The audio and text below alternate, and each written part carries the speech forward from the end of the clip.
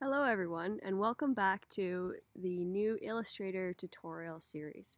We're going to start looking at some more advanced techniques, and in this lesson we will learn how to effectively use our layers, how to import images, and how to trace them. So here I have a new document, and today what I would like to do is create some maps, and I'm going to do that by importing some pictures from the internet, and I'm going to trace over them and copy them and create my own. So I'm going to take some screen captures from the internet. I'll take this map of Parksville and I will copy and paste it into my new document. I also want to include the town of Qualicum on my map, so I will take the screen capture I have of Qualicum, copy, and paste it there. Now here they are on top of each other. Perfect. Now in order for this map to be good, I would like to change the orientation of my paper. So how I can do that is over here is on the left is the Artboard tool. If I select that, under properties, I can either change the dimensions, 8.5 by 11 manually here, or I can change my letter size from portrait to landscape. I think that will work best for this document. Now, if I wanted to add more pages, I can either click and draw a new artboard of any size I want, and I can change it up here what dimensions I want. Or if I want to exactly replicate this artboard, I can copy it and paste it right next to it.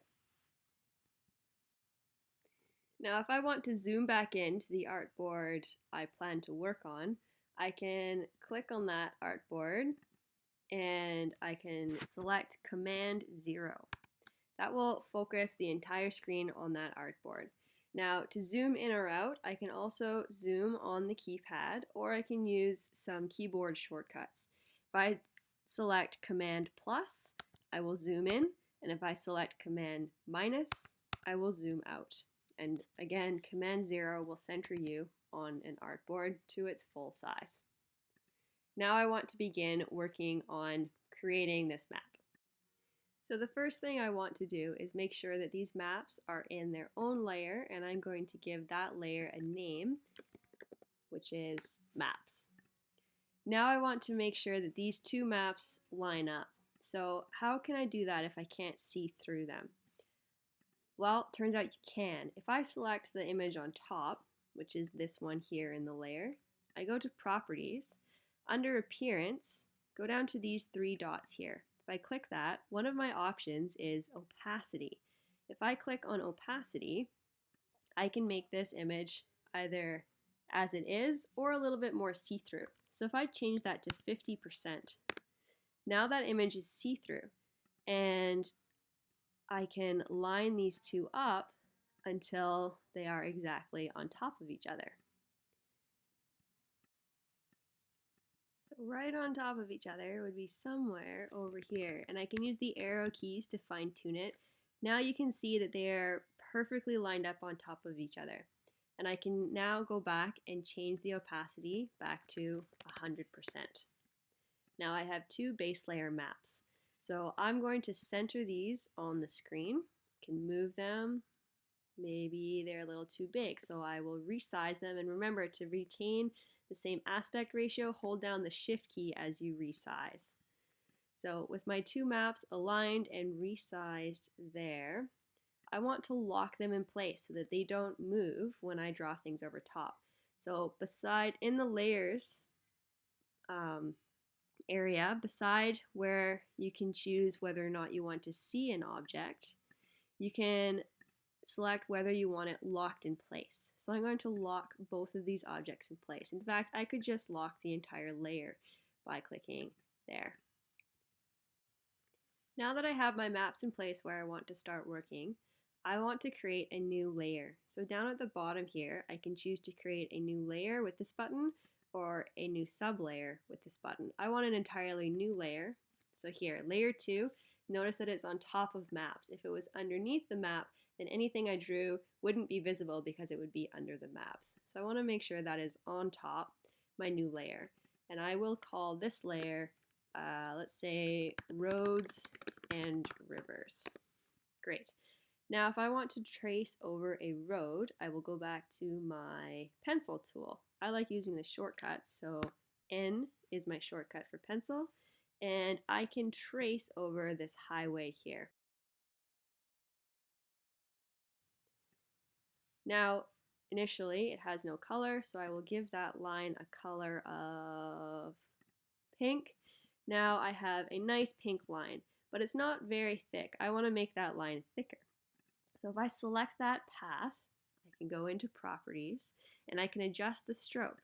I can, right now it's set at 1.0. If I want it skinnier, I can do that. And if I want it thicker, I can choose whatever thickness I want. Wonderful. Now I also want to include on my map the river. So I will go back to the pencil tool and I will trace the river.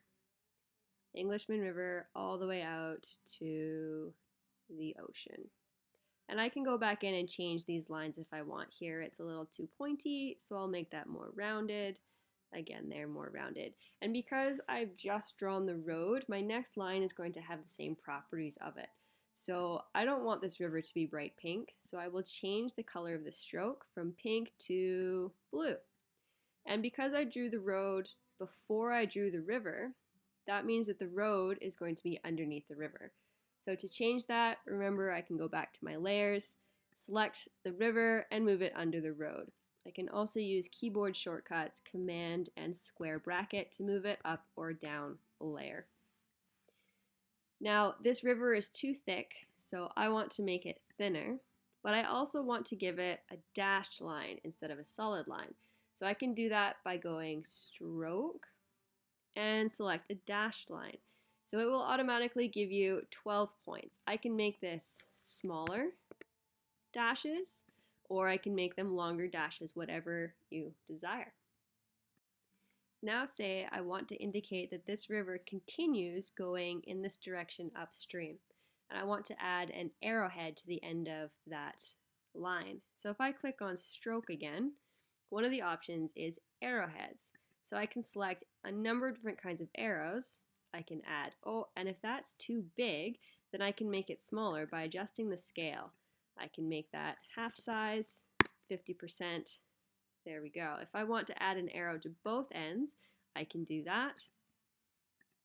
There we go. And I'd have to adjust the size of that arrowhead to match the other if I wanted them to be the same.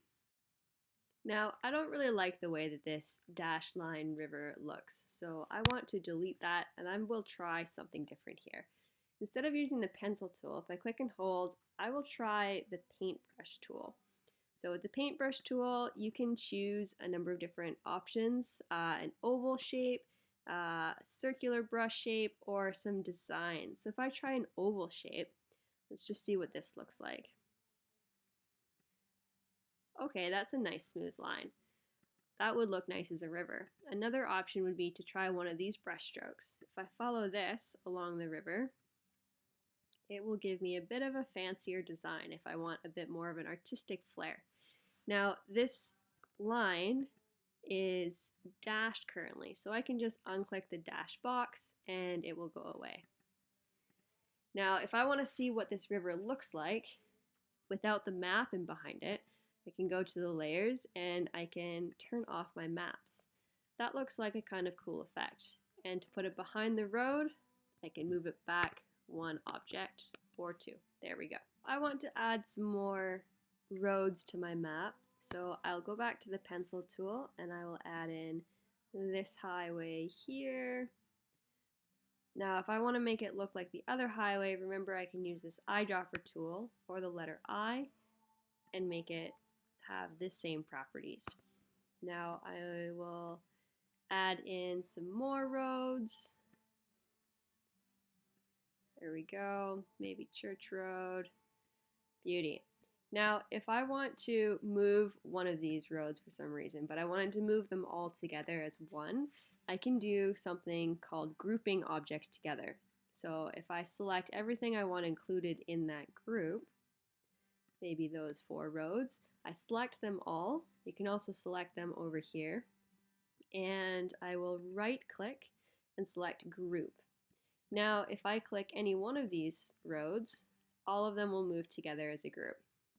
So if I want to work on changing one of these roads now, I have to go into the group. So I can either select it and ungroup it to work on it, or I can double click on the group, and now within the group I can select individual lines and change them as I see fit. In this video, we've learned how to bring in images, use artboards, adjust opacity, lock objects, change visibility, line thickness, dashed lines, arrowheads, brush strokes, and how to group objects.